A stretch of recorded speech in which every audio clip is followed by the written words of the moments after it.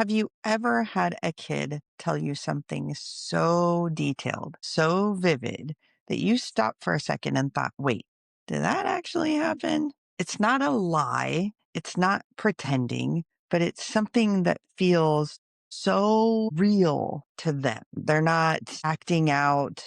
They're not trying to trick you. For kids, imagination and memory don't live in separate areas of your brain. They share the overall space. And when they share, they also overlap. And sometimes they blur into each other so seamlessly that even the kid can't tell where one ends and the other begins.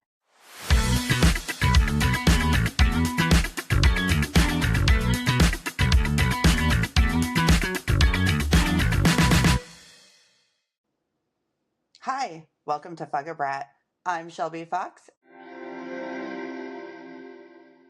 There was this time, I have two very distinct, specific times in my life where I've had this happen. My daughter, we were getting into the car. And I put her in the car seat. I close the car door. I walk over to get in my side and she starts crying. And I say, hey, what's going on? And she says, you locked out Scooby. And so I was like, wait, what?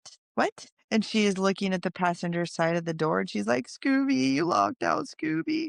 So I said, okay, great, fine. So I get out of my car. I open up the door. I'm like, get in here. And Scooby gets in the car. Apparently, I close the door. We go, we drive off, and she's all happy. Now, I know for some of you parents out there, this stuff has definitely happened to you. Another time, it was in the middle of the night. Now, this was crazy. In the middle of the night, I'm there, I'm sleeping.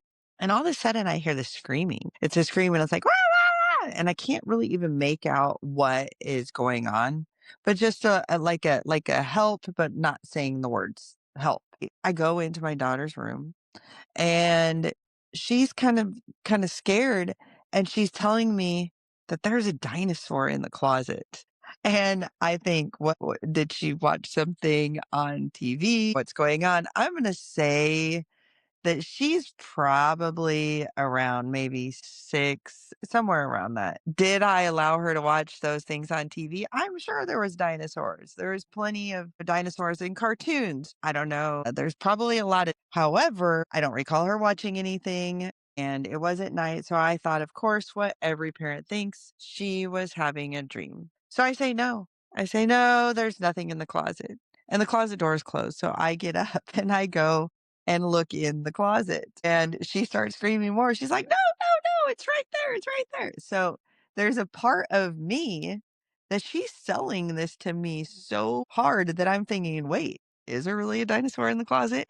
And I look because I wonder, is there a dinosaur stuffed animal? Is there dinosaur clothing? Is there dinosaur anything that she sees because she is so convincing that it's there? That's what I'm talking about. When that child, just for a second, you think, wait, is she seeing something that's really there and I'm not seeing it? Think about how kids play. They don't just pretend to be a superhero, they are the superhero.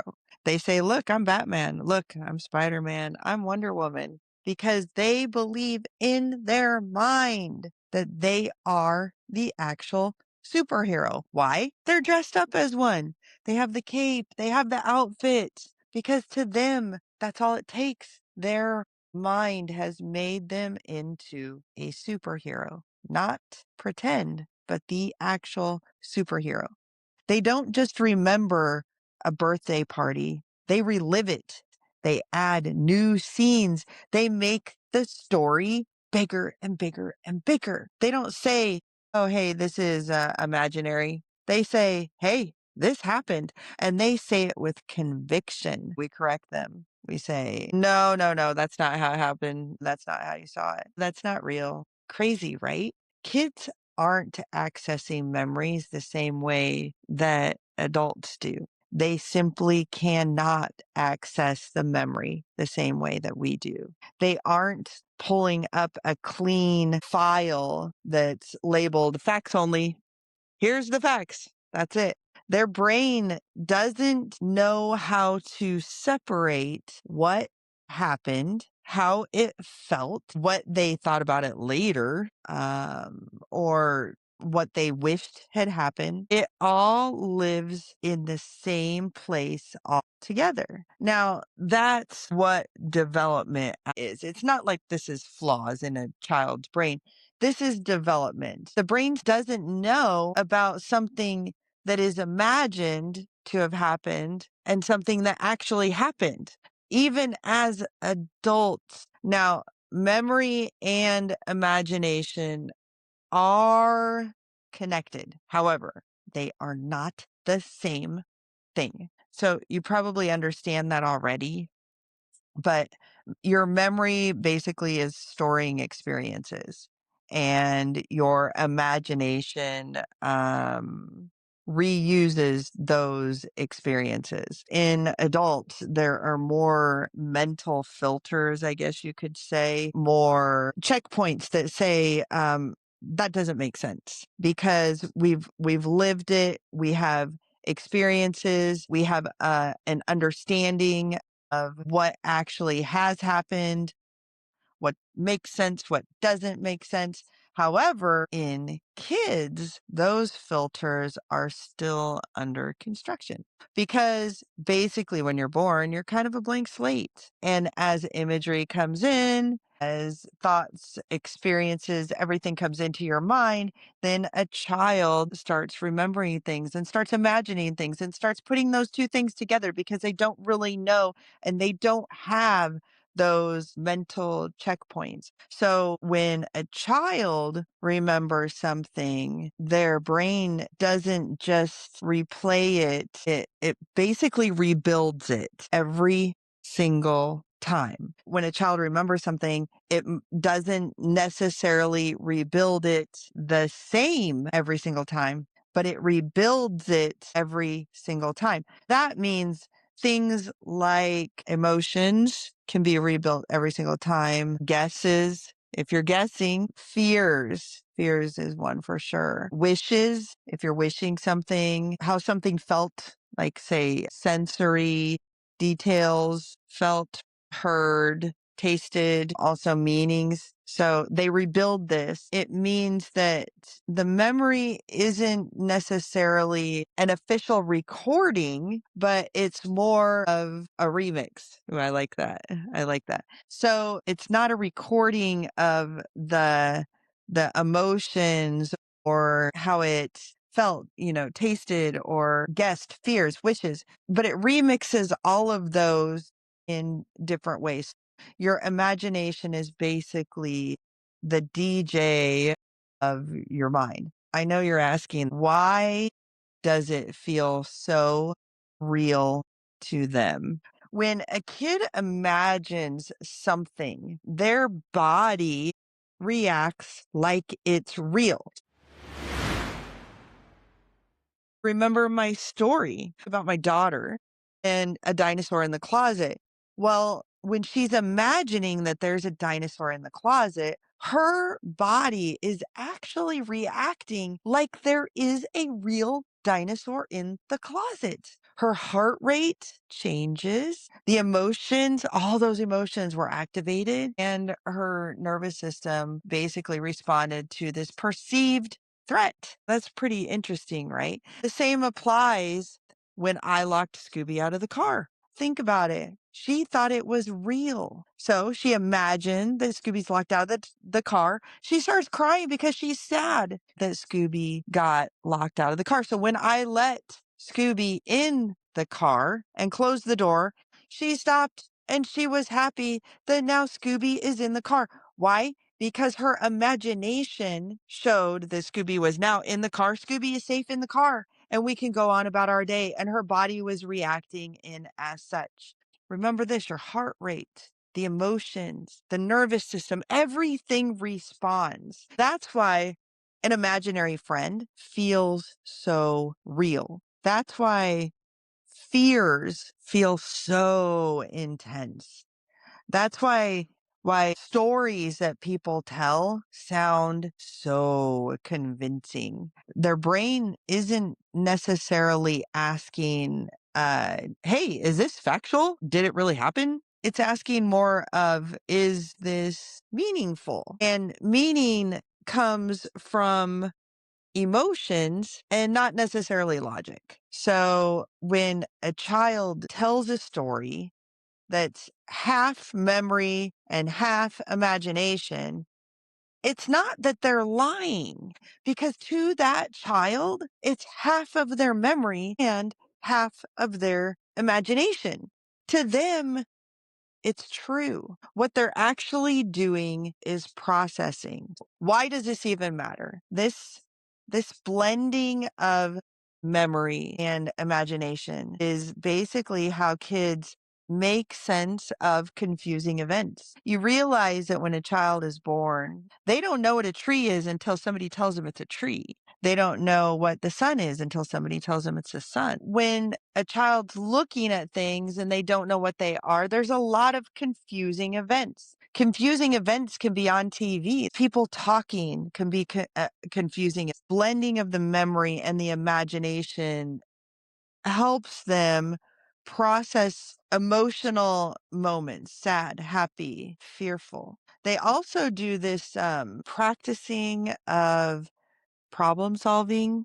And it's when you're asking the kid, when they're asking you why, that's problem solving skills. That's why you'll get like a 3-year-old saying, why? They're trying to reconcile in their brain what's actually happening. They also can work through fear, asking more questions, wanting to work through the fear. Why is a dinosaur in the closet not scary? Well, first of all, there's no dinosaur in the closet, but they don't really know that. Their imagination is showing that there is. But you can work through that fear by determining that that dinosaur maybe isn't in the closet. In the closet. Play is more of an emotional rehearsal, and storytelling is kind of what I would describe as emotional organization. So when adults shut that down too quickly, kids don't just stop imagining, they just stop sharing what they've imagined. Usually they'll stop sharing what they've imagined with the adults that have shut them down. Adults do the same thing. Okay. We rewrite memories all the time. How it happened and how we remember it happening is different. And not only that, it's different every time we do it. We fill in the gaps. We reshape events based on how we feel now. What I mean is how we feel in our current state. So when we're talking about a memory from a very long time ago, we have rewritten that memory several times. Every time we tell that story, we rewrite that memory with a little something different somewhere, and we fill in those little gaps. We reshape these events, how we're feeling when we're describing that particular memory. How we feel now is we're not scared and we're confident. But at the time that we're describing, or this particular thing happened, it was a terrifying event. It's going to come across different. Why? Well, we call it perspective. That's the difference. Kids call it play and we call it perspective.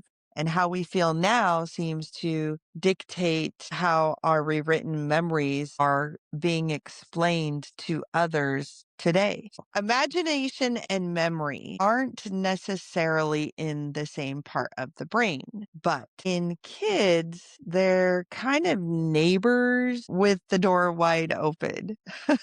This is how they learn. It's how they growth. It's what we have grown through to get to where we are as adults. And eventually these filters, they start coming online and the brain learns what stays imagined and what stays factual. It takes some time. Some adults still haven't grown out of that completely. Although when you start to come online with your brain, you do start to recognize these things at younger ages. And by the time you are an adult, you should be pretty good at knowing what's imagined and what's actual. A child's world is very vivid and very creative and emotionally honest. And maybe the question isn't why kids imagine so much. Maybe the question isn't even about imagination. Maybe it's when, as adults, did we stop imagining? Think about that for a little bit. I'm Shelbi Fox. I hope you enjoyed this episode and follow for more. Thanks.